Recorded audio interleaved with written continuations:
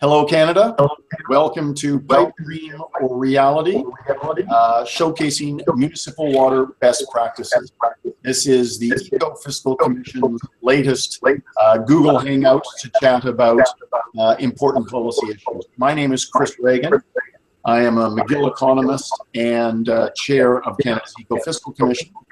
And before I introduce you to our panelists, and we've got four great panelists today, let me just shamelessly advertise our latest report. Last week, the Eco-Fiscal Commission released a report that was called "Only the Pipes Should Be Hidden." And the report was all about how we can improve our municipal water systems across the country. And the report has at its heart I think three issues that get talked about that are really important for municipal water systems. One issue is the need for conservation. Canadians across the board are very, very heavy users of water, and there is a need to improve our conservation of what is becoming an increasingly scarce resource. The second problem is that we have significant infrastructure deficits in our water infrastructure across the country, and that leads to a third issue, which is that if we don't actually fund the infrastructure to the level required, then there may become water quality problems.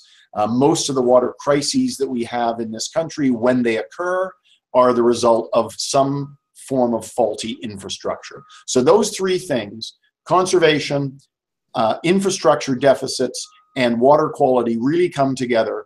And the position we take in this paper is that through well-designed user fees, you can really address all three of those problems at the same time.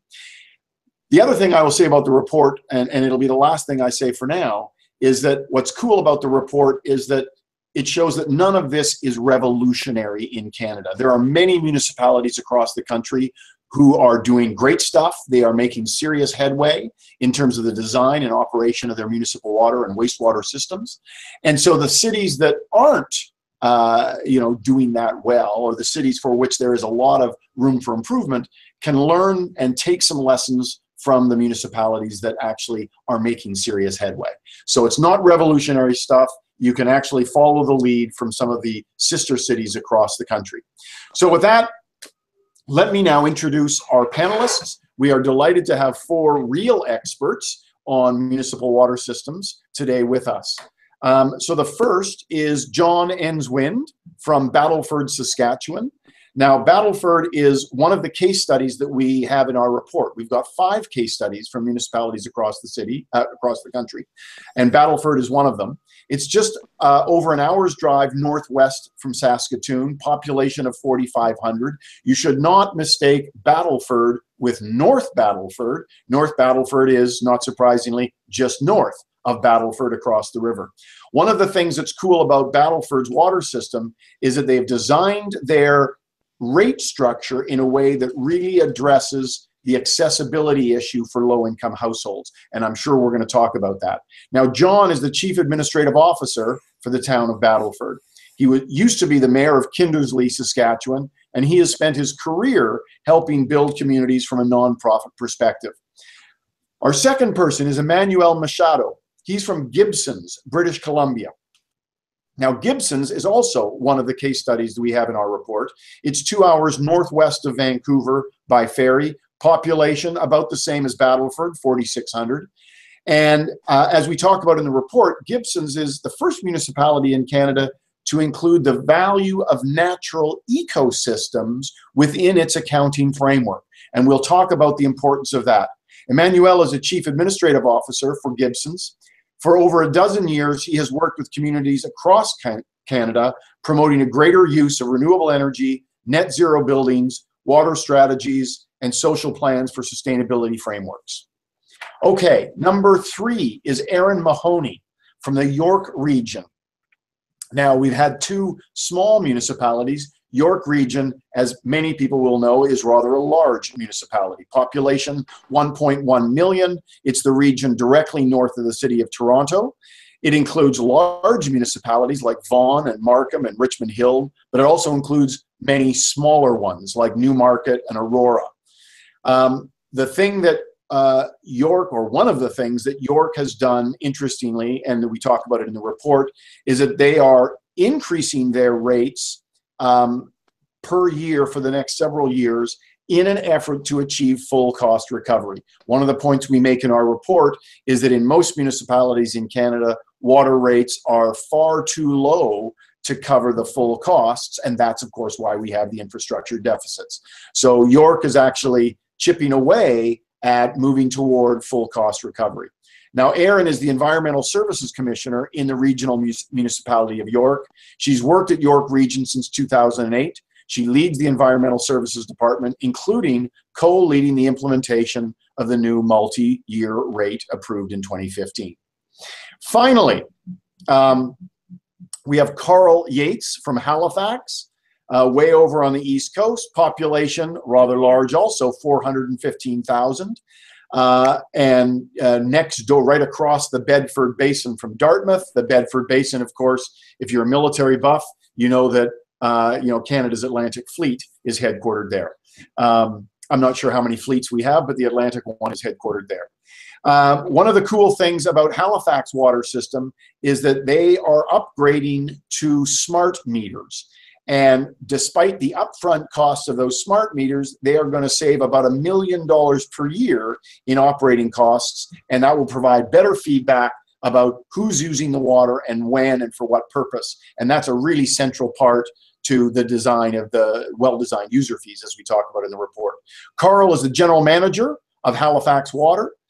In 2007, he oversaw the formation of the first regulated water, wastewater, and stormwater facility in Canada, with a transfer of all of those assets from the Halifax municipality.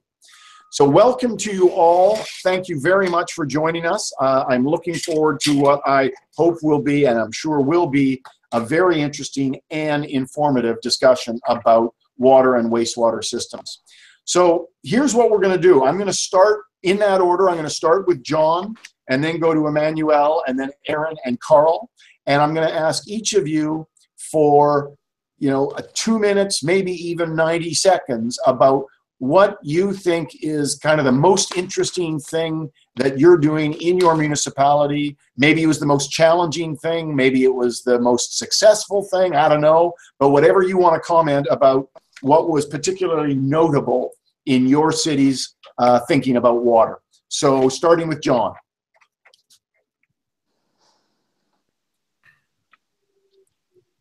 I got it.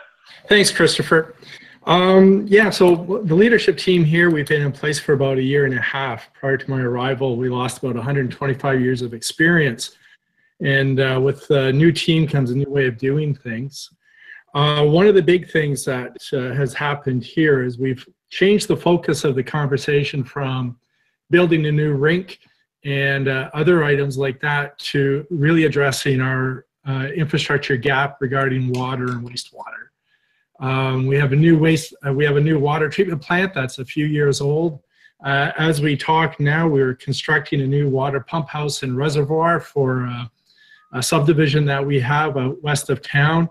And next year, we're looking at the installation of a Sagar system in our lagoon so that we're compliant all the time instead of most of the time. So those are some of the big things. And the big issue really is council buying in and focusing on some of these core services that municipalities are responsible for, rather than talking about a new rink. Not that that's not important. New rink is always important in Canada. And that's actually a good comment. If water ends up being chosen ahead of a new rink, we're starting to take the issue seriously.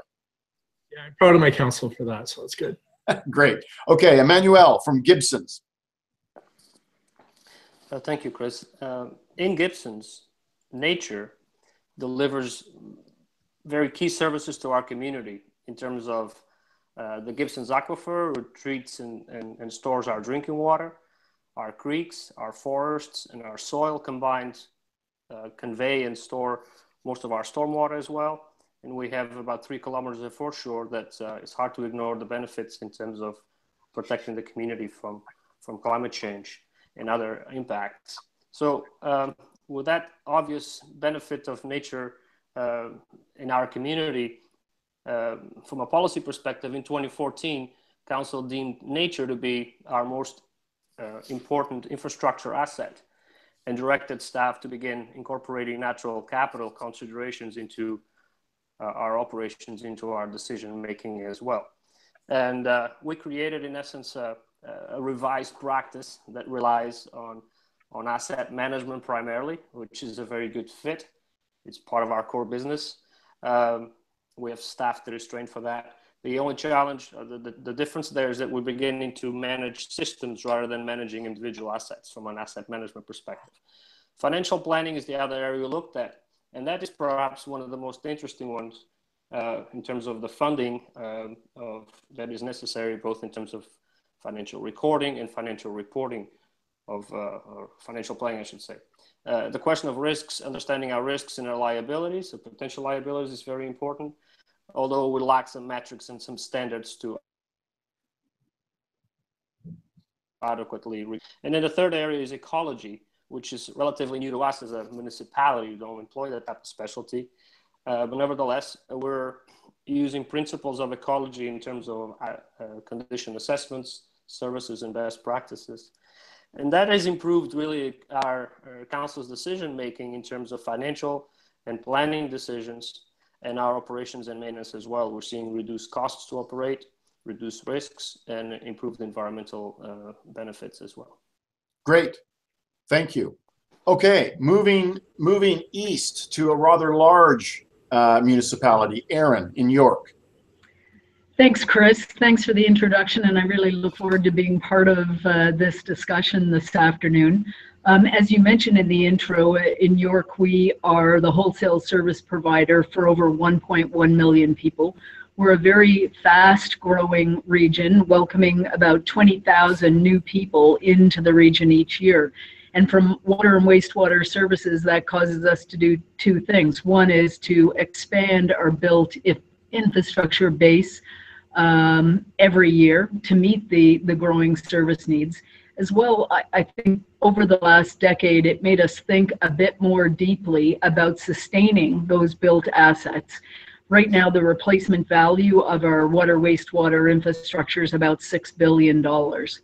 So a few years ago, we partnered with our friends in our corporate finance department, and we prepared and brought forward to council what we call our financial sustainability plan for water wastewater services. And I think council, in approving the multi-year rate increase, really bought into the notion that long-term financial sustainability was key in the region. And it took a lot of courage on their part, because the amount of the rate increase was compounded 9% increase each year to 2020, with about a 3% increase in 2021. That enabled us and council to do two key things. One was to stop debt financing asset management projects, which we had been doing, and it enabled us to add another $250 million of asset management projects to our 10-year capital plan. So those were tremendous benefits of the rate increase. When I looked at the Ecofiscal Commission's report and the 10 recommendations in the report, and look back at our financial sustainability plan in 2015, we followed 9 out of 10 of the recommendations that the Ecofiscal. So with the benefit of hindsight, I'd say you're on to some pretty solid principles, and one that we relied on. Just following up on the idea of the value of the natural assets, we do try to value those. We fund our conservation authorities. We also fund a large water conservation program, and that's allowed us to infrastretch and not expand our built capital base because everybody in the region is conserving. So those are a few ideas I'd seed into this conversation, and look forward to the discussion. Excellent. Thank you very much. Lots of stuff to dig into there. So so Erin was talking about our principles or recommendations, but what we call them in the report were best practices. So we have a list of 10 best practices that are really drawn from experiences across the country. So Erin claims that that York has satisfied 9 out of 10. I assume the 10th one is the thing that Gibson's is doing in terms of valuing the natural capital. That's the one that you're not doing. Is that right? Actually, the one that we didn't do, because we're the wholesale service provider, one of the best practices was talking about variable rate structures to accommodate different, and although, as you pointed out, we service some very urban, large communities and some rural communities, because we're the wholesaler, we used one rate for the entire federation and did not select a variable rate, although we looked at it in the early stages. Okay, so we'll come back and we'll probably ask you, and if I forget to ask you, please jump in and let us know when we get to this, let us know why you didn't choose it after you looked at it. Right? Okay. If you looked at a multi-rate structure but decided against it, that will be interesting, I'm sure. Carl from Halifax. Thanks, Chris. Appreciate all the comments this afternoon. And I guess to jump in from Halifax Water's perspective, in terms of what our municipality has done, I guess to put ourselves in a place for success, first and foremost, I think, is the establishment of a sound governance framework. As you'd mentioned earlier, we're the first integrated water, wastewater, stormwater utility in Canada. We originated as a drinking water utility in 1945, expanded our mandate in 1996, to be regional in size, and in 2007 the municipality transferred wastewater and stormwater assets to us. But what's critical for us is we have regulatory oversight through the Nova Scotia Utility and Review Board, and as a result we have a very formal cost of service that we must adhere to for rate making structures. So in essence, it's based on cost causation. Those who derive the benefits pay. It also focuses on intergenerational equity and utilizes what we call the bond right principles in terms of fair rate making. I'd have to say, in terms of some highlights for what we've been doing, I guess over the last decade or so, probably some of the key things that we're certainly proud of and accomplishments. On the water side, I'd list our water loss control program as being up there with the best of them. We've recaptured over 40 million liters per day in leakage, which provides tremendous, I guess, triple bottom line results. On the wastewater side, we started off in 2007 with 2 out of 15 treatment plants in compliance. Today, we've got 12 of 14, wow. 2 more to follow within a year. We dropped 1 because we decommissioned it and hooked it up to a larger plant. And on the stormwater side, we have actually now a distinct rate for stormwater. So those are kind of the nice I guess, gems I can speak to for each of the 3 services that we deliver. And in terms of the report that I read, a beautiful report to read. You certainly, as you mentioned, have gone over some ground already traveled. I'm going to give ourselves a 9.5 out of 10. So we're almost got them all.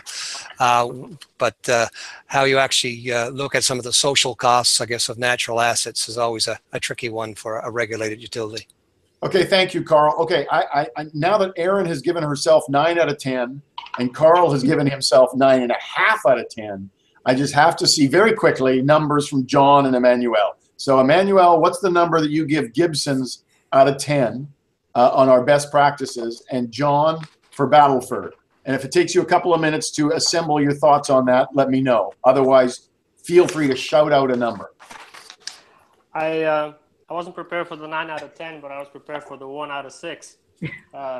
Just in terms of the path for the recommendations, and on that front, we're doing the top 4, and the bottom 5 and 6 are for higher levels of government to do, and we're prepared to assist with that as well. Okay, and because I think it would be very useful to talk about if some of these best practices that we claim are best practices are, you agree that they are best practices, but you're not doing them. It'd be very, very interesting, I think, and educational for us to know what are the obstacles? What are the obstacles for doing some of these things? John, do you have a quick number?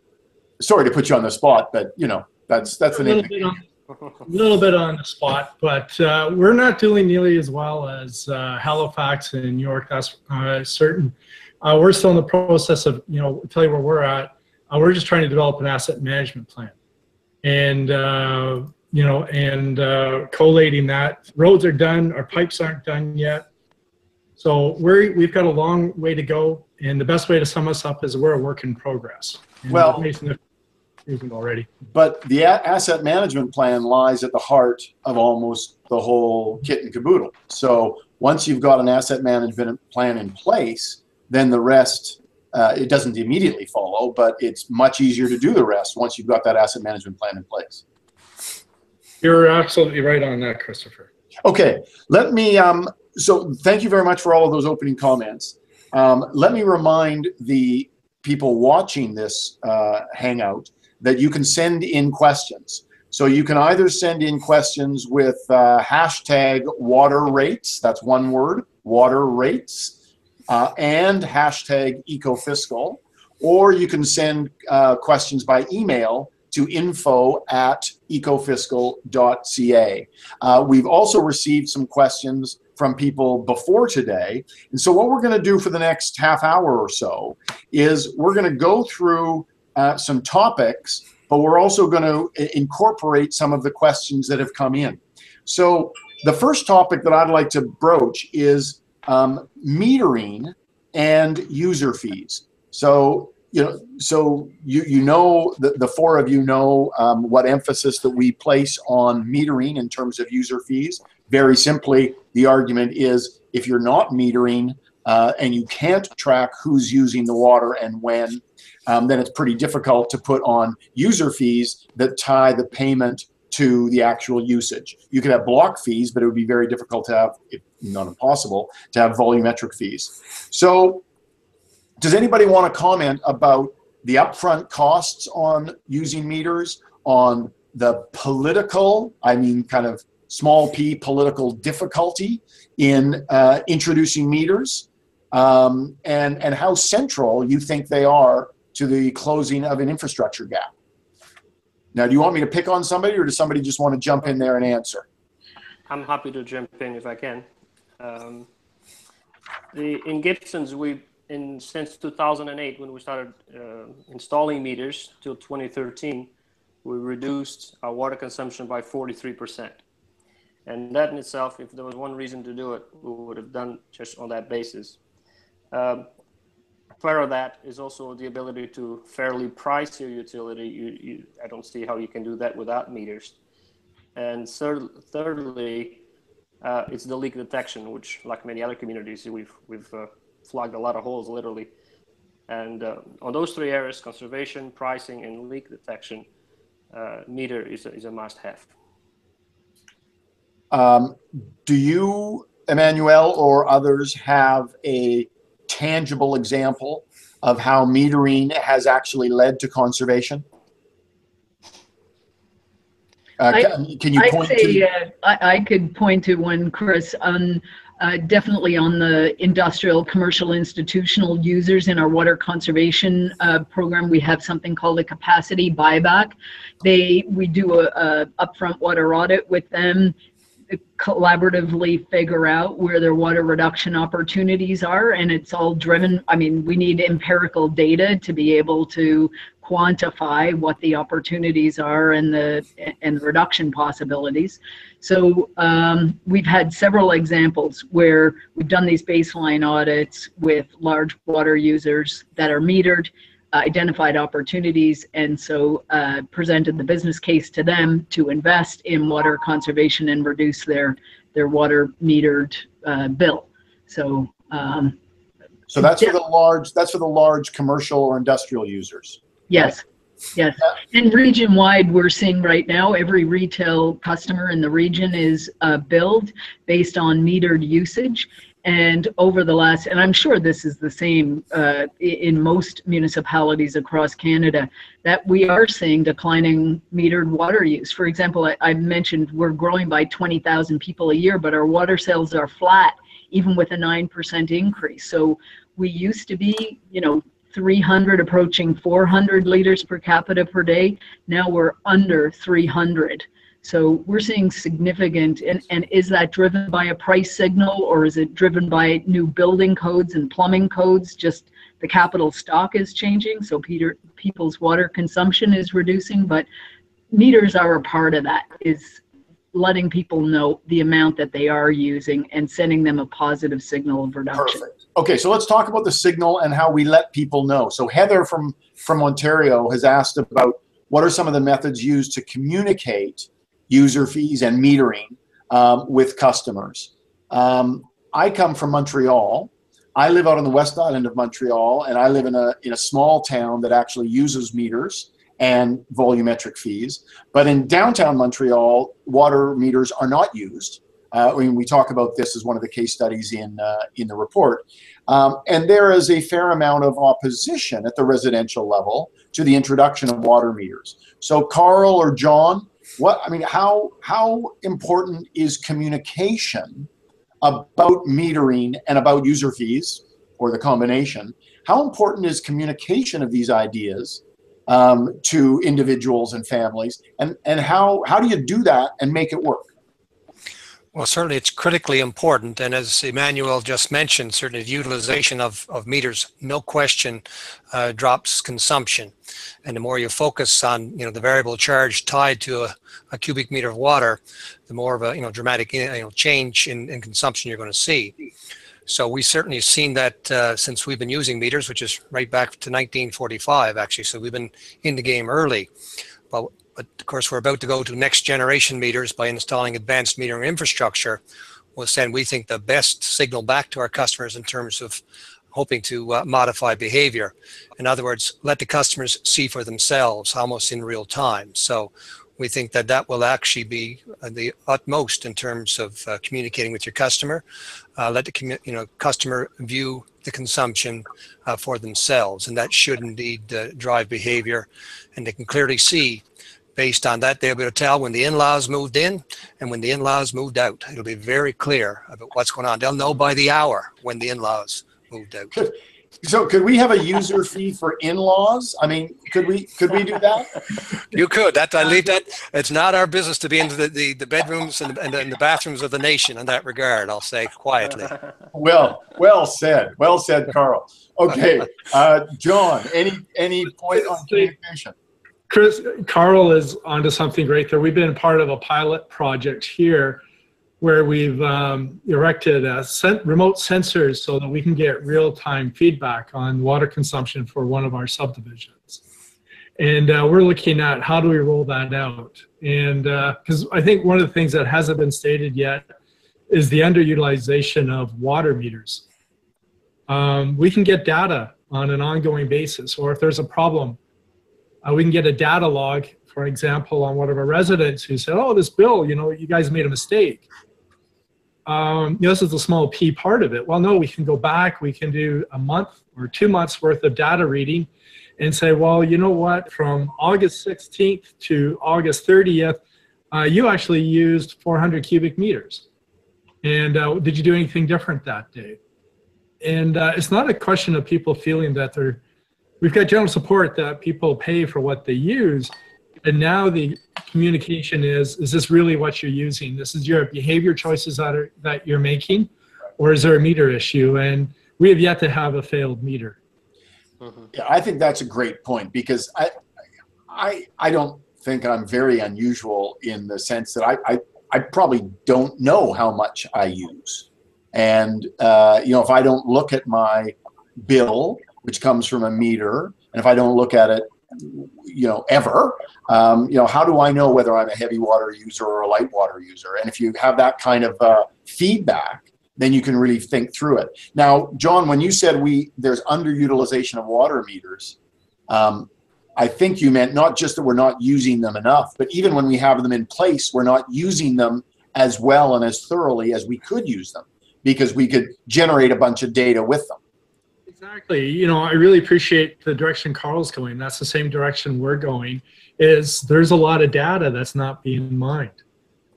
We can get that, and we can show our customers, our residents. We want them to be able to go online and see how much it costs to fill up their pool, or how much, in Carl's example, did it cost to host the in-laws for the weekend. Right. This is good data that I think residents can appreciate and make some of their own decisions, but not just residents, but also our industries and our commercial. Because when you go to tiered pricing, you're going to get pushback from industry stating that, you're targeting us. And the old proverb in business where the more widgets you make, the cheaper the cost does not apply to the production of water.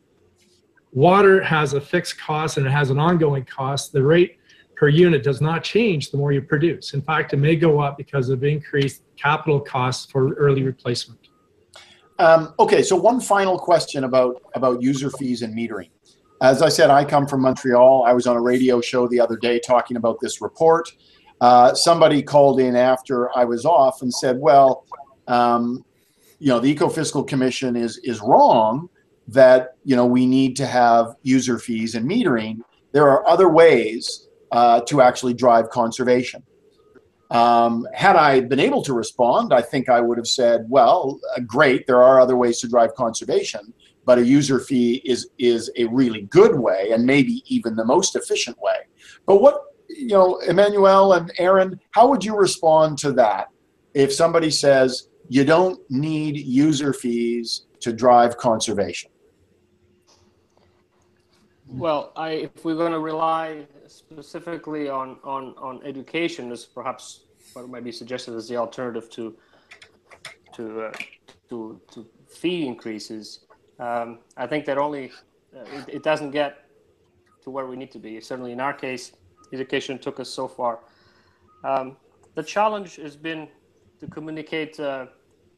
We see the conservation, we put in the meters, but we still require, several years of increases in fees. And that takes a lot of political courage.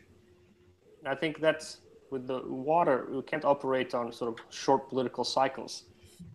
And the issue is very complex because we actually get ourselves into a situation where conservation reduces your revenue, and hence why we need more increased fees. So it's a complicated problem, and it's an oversimplification that by not increasing fees or having meters in the first place, we will resolve all these other challenges that we have. Okay, Erin, on that? I'd just say, as utility leaders, it's hard for us to operate just in an environment where we don't have the evidence or the data about the nature and characteristics of different users. So if we don't have meters either on what we're purchasing ourselves and what we're selling to our customers and being sold at the retail level, the business decisions we make are not as evidence-based as they are with the benefit of meters. I mean, we can make very granular decisions about different kinds of communities, communicating to them in different ways because of their water use, because we have the data on what communities are using more water than others, and even seasonal patterns. That is moving much more to guesstimates if we don't have meters and data to inform those actions. Perfect. Absolutely correct. Just to make a comment on that, quite simply, if we cannot measure it, we cannot manage it. So it is crucial to have meters in place. Absolutely. Okay. Let's move on. Emmanuel, I think, talked about courage at one point. So I want to talk about something else that I suspect requires a little bit of courage, which is planning far into the future. And I guess I'd like to know, I mean, Erin, you talked about population growth in York Region and the need for financial sustainability. Growth is an issue in many municipalities, not just in Ontario's municipalities. So for any of the four of you, what is the secret for getting the city planners to be thinking long-term, to be thinking about, not just the next few years, but what's going to happen in 5 years and 10 years and 20 years? And this is related to another question, which is, or let me ask, is it related to the question about our focus on the above ground infrastructure as opposed to the focus on the under the ground, but perhaps much bigger infrastructure? So what do we need to get people to our planners and across the city and the decision makers across the country to be thinking about the necessary long term in the appropriate context? Anybody who wants to take that on? Perhaps I can jump in to say that from a regulatory framework, we're absolutely required to think long term. And our long-term view comes out in our integrated resource plan, which is basically a 30-year time frame. And we look at three strategic drivers together, that being requirements for asset renewal, requirements for regulatory compliance, and requirements to facilitate growth. So all those three come together in an integrated resource plan. So we're actually required by regulation to produce this type of document, and in concert with our cost of service manual and our financing, I guess, strategy, we call that simply the Holy Trinity, where it all comes together to find that balance. So it's a requirement for us. So it's not something that, and a good requirement. So it's not something we're ever going to shy away from. Great. John? Going to say the municipal freedom to act in Saskatchewan seems to be a little bit different than many jurisdictions in Saskatchewan and Canada. And I want to give you an anecdote. There's a municipality leading up to our latest election, which is in the fall of 2016. And they're having trouble getting candidates to run. The reason why, because they're going to have to raise taxes, and to raise taxes for a new water treatment plant. And the mayor was quoted as saying, well, you know, our focus has been keeping taxes down. We didn't know the water treatment plant would break down. You know, shame on and I'm a former mayor, shame on the politicians who don't look long-term and think that there's only one focus of their responsibilities. There needs to be courage on the elected and the appointed side, maybe this is from the West, to say, you know what, there's a lot of stuff that we don't see. It's like the Titanic and the iceberg. If we're only looking for that 10%, it's 90% that's going to bite us. And so that's one of the anecdotes from Saskatchewan. You talk about long-term. Here, you know, councils have a lot of freedom to be able to choose or not choose. And the question that we face is, how do we give them the tools to make the right decisions? And in Halifax and Ontario, it sounds like you have much different framework within which to work. Here, you know, councils have more freedom. Okay. Erin? In Ontario, the water wastewater services, particularly water, is very highly regulated, and our councils have what's called a statutory standard of care.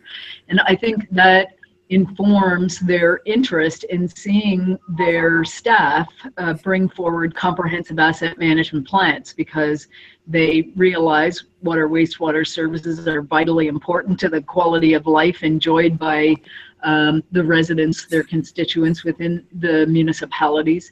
And I mean, it's been my experience where we do bring forward those long-term asset management plans that even in our case said, look, you're funding us for $750 million over the next 10 years, a sizable sum, but even at that, it's not enough.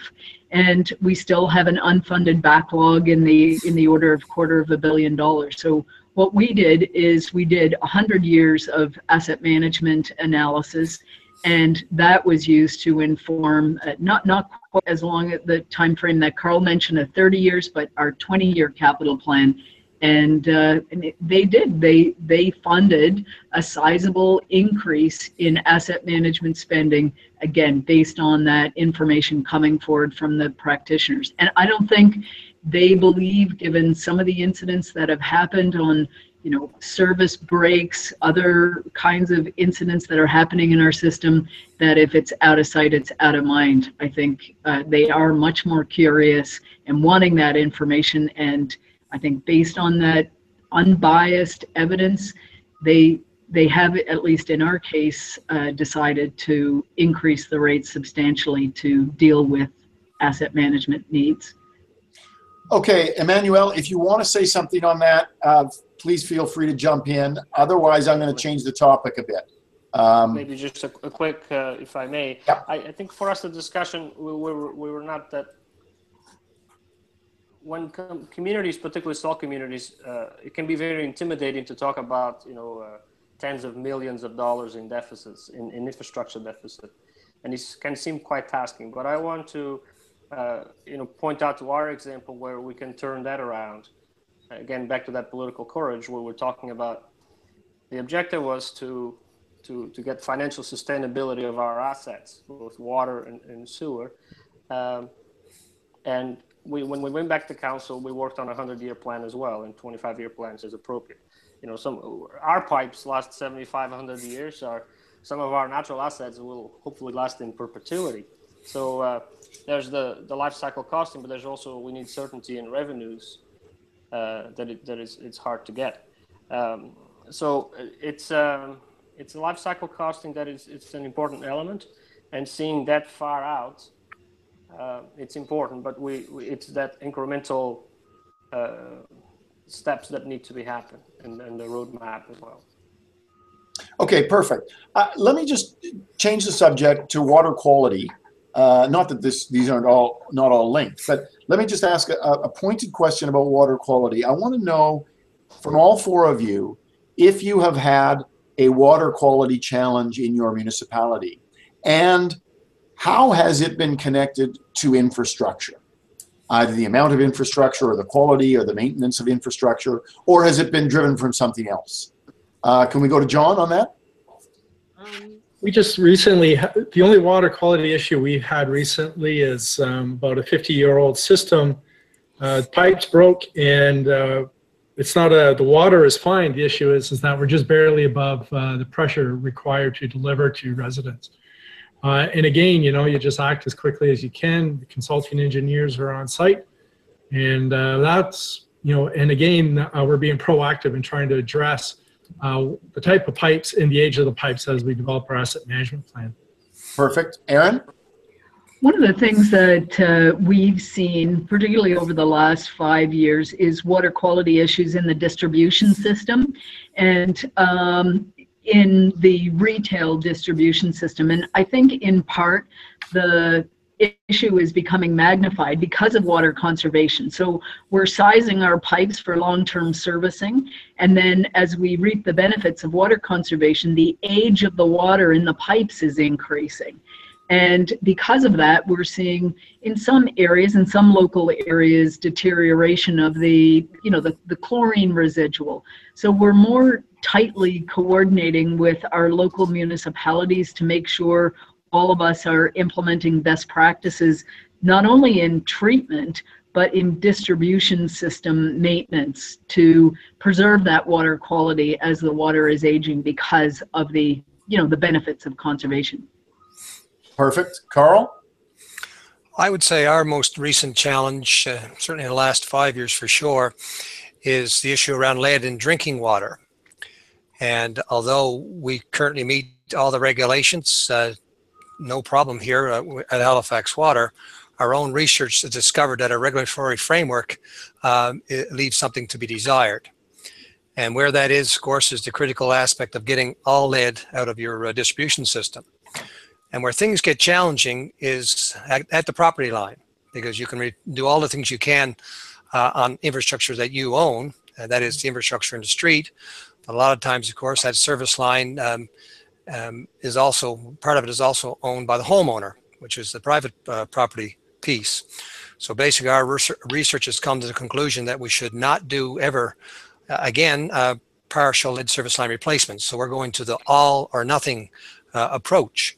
But what makes it difficult, of course, is the impetus for homeowners to spend the money to upgrade, should we say, their side of the service. So we've recently had a breakthrough with our regulator where we're actually allowed to provide a portion of that replacement cost as a subsidy, as an incentive for homeowners to come along with us and replace the entire lead service line, which I've certainly learned is definitely more than best practice. We think it's based on sound research. Good, thank you. Emmanuel, your final word on this, and then I'm actually going to come back to something about Gibsons. Very good. We had two distinct incidents. Our Gibsons aquifer was once named best water in the world in 2005. So I felt that personally, when I went to work in Gibsons, that we didn't want to mess up with that particular asset or any other asset for that matter. But in 2014, we did have a boil water advisory, which was the first in our town. We drink from this aquifer for 2/3 of the town. And so it's hard to explain to people who were used to simply drinking without really having any concerns. But as we looked more into it, the way we explained it was to differentiate the fact that what we were talking about, that the water in the cup is okay. The problem was in our straw. In other words, It's a distribution system that we need to focus on to resolve that issue. And that basically led to two things. Was a lot of support for these price increases that we were talking earlier. In essence, people said, you know, how much more money do we need to get this done? And we have accomplished that. We accelerated those project schedules. And the aquifer protection, which is related to the eco assets work that we've done. And those two things are connected to this boil water. A separate problem, which we are somewhat tied to, literally in some cases, is the region has suffered a drought. We're in a heavy rain location, but yet we've had droughts on a region scale for the last 4 or 5 years. And that is a different problem, which is related to a lack of storage. And but also people somewhat taking for granted that nature is just going to provide this water. So that is a larger, more complex problem to resolve, but we're working with our regional partners on that. Okay, great. Well, so I'm glad that you answered about the aquifer in Gibsons, because I wanted to actually use that as a jumping off point for my next question, which is that, you know, one of the points that we make in the report is that it's a central point is that municipalities need to cover their full costs, but that when we're talking about full costs, we also mean the costs of protecting the actual water source. So an aquifer or a river or a lake or whatever that source is, and protecting that fundamental natural value. But one of the things that we talk about in the report is that there's an obstacle to that, which is that the Public Sector Accounting Board actually, the practices of the PSAB or the guidelines set forth by the PSAB appears to be an obstacle to this. So my question is to the four of you, how important do you think it is to actually value the natural assets at play here, meaning valuing them in the prices that we pay so that we're fully covering those costs? And if the PSAB is an obstacle, then what do we do about it? Erin, you want to start? Sure, I'll start. In Ontario right now, and specifically with York Region, we do two things in valuing the natural assets. One is there's source water protection legislation, so it causes us to limit land use activities either in wellhead protection areas or in the intake protection zones around our surface water intakes. So we have to, specifically understand and from a planning perspective and a utility perspective, protect those zones. We fund both our conservation authorities in the order of $10 million a year to help us continue to understand and protect our water supplies. So I think the resource is not sustainable unless we're protecting the source. So I agree that the accounting protocols can be an impediment, but I think it's on all of us, in spite of whatever the accounting rules are, to make sure from a practical perspective we're doing the things on a day-to-day basis and in the long term to protect the quality and quantity of those supplies. So a couple of things that we're doing right now, and I'm sure it's on all of us to continue to advocate for getting those resources maybe on our balance sheets in a more defined way. Great. I'm glad you repeated that sentence, it's on all of us, because I want to come back to that after we've heard the solutions from John, Carl, and Emmanuel about how to solve this problem. How about Carl? Well, the good news for us, it's actually part of our regulatory framework. So we do value land as an asset, and it's captured certainly at its purchase price. Interesting enough, it's the only asset that doesn't depreciate besides our other assets. We're not allowed to appreciate land either. We just have to buy it and certainly keep it in our portfolio. And I say that jokingly because our philosophy in terms of watershed protection is to buy, hold, and prosper. So we actually purchase extensive acreage of land for the ultimate protection of our water supply. So that's key for us. And we have funds in our capital budget that get approved by our own board and by the Nova Scotia Utility Review Board on a regular basis. In addition to regulations, which Erin mentioned, we have obviously strong regulatory framework around what you can and cannot do on the watershed.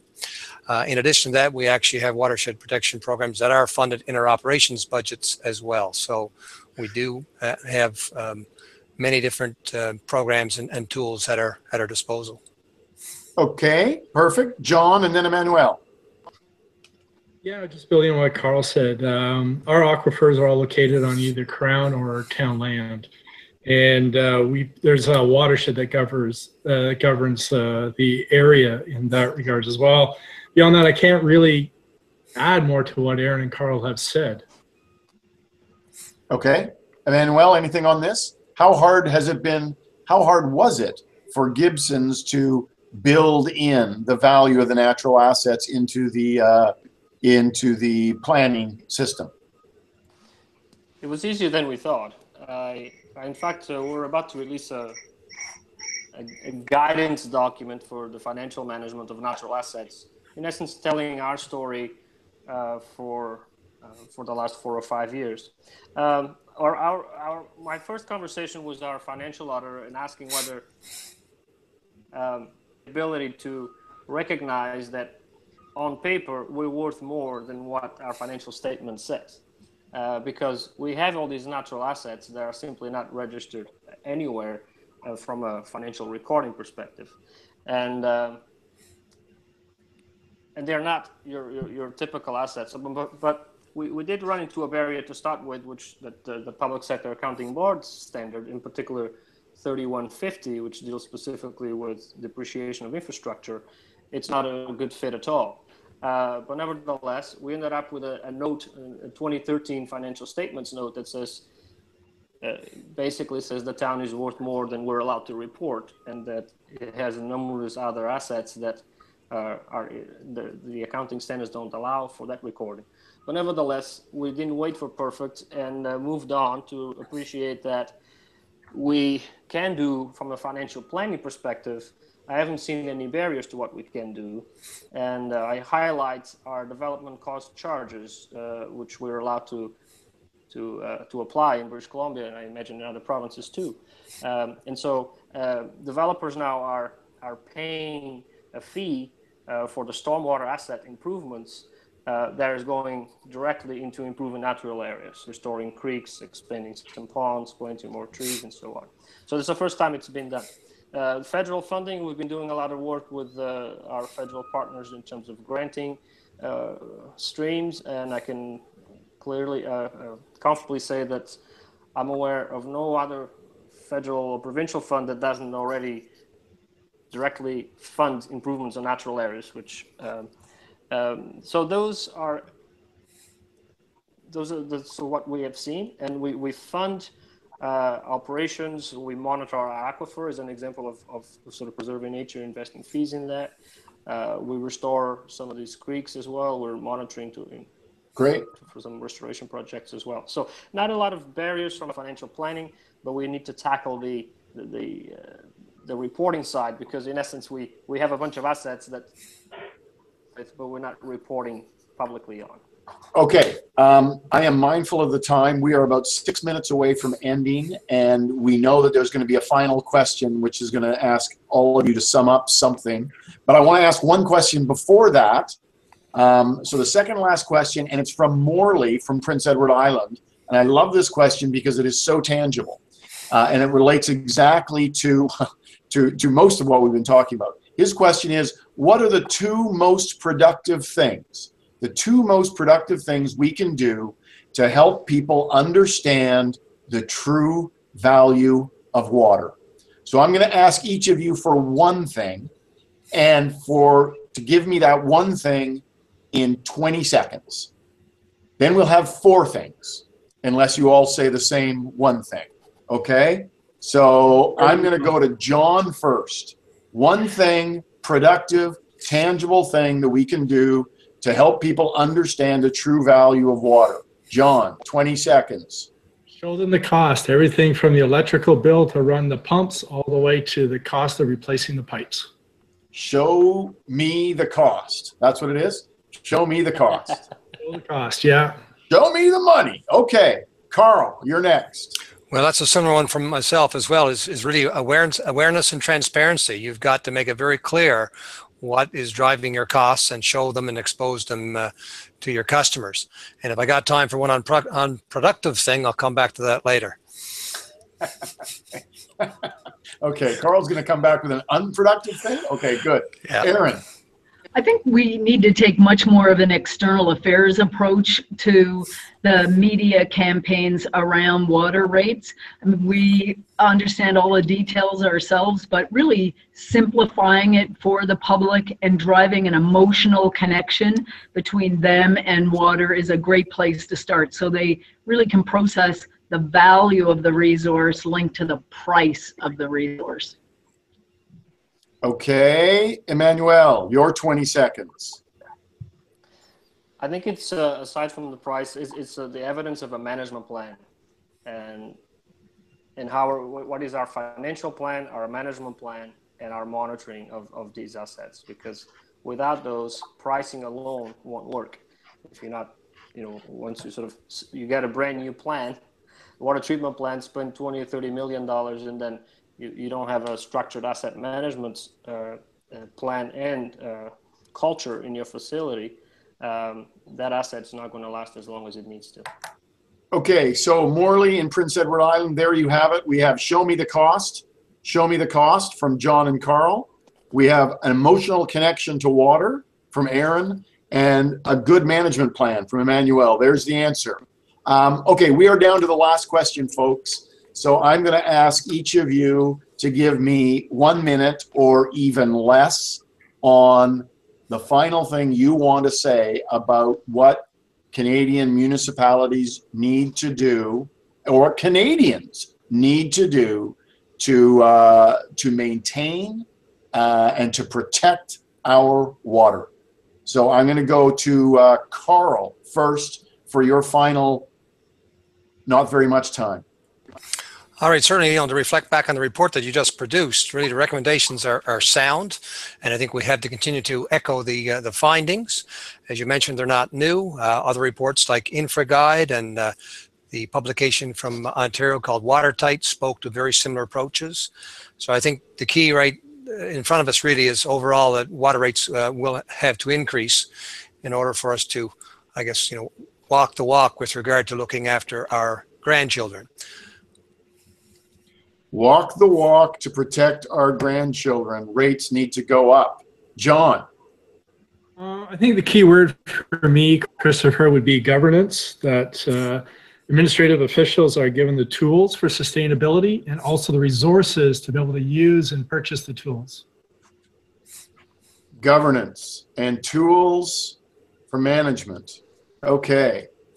Erin.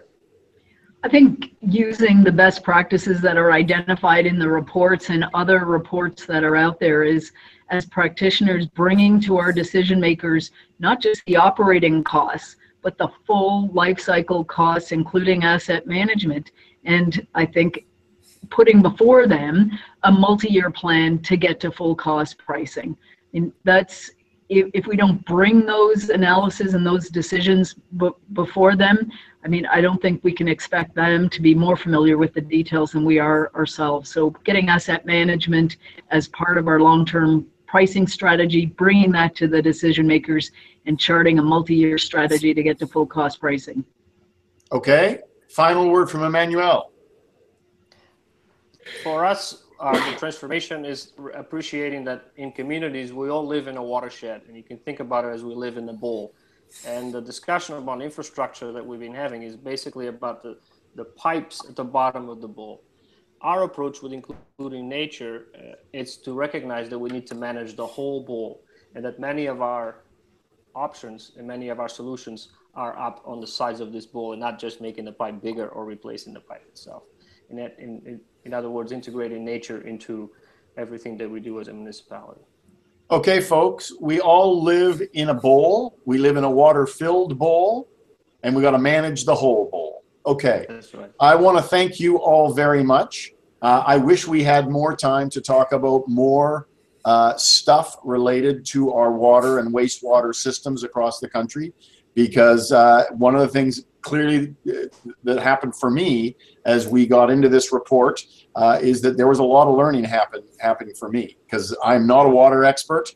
I probably never will be a water expert, but the more and more we got into this issue, it became clear that it is a great topic. It is a topic that is super important for I mean, water obviously is crucial to everybody. 90% of Canadians are getting their water from a municipal water system.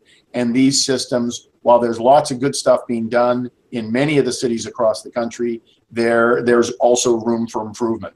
So thank you all very much. Carl, John, Erin, and Emmanuel, thank you very much for taking the time out of your busy schedules to be with us. And for everybody else out there in TV land, thank you for listening. And please stay tuned for future eco-fiscal stuff. And I won't tell you what the next topic is for our next report, but you're going to love it. So thank you very much, everyone. Stay tuned to this channel, and we will see you again in the near future. Thank you and goodbye. Ciao.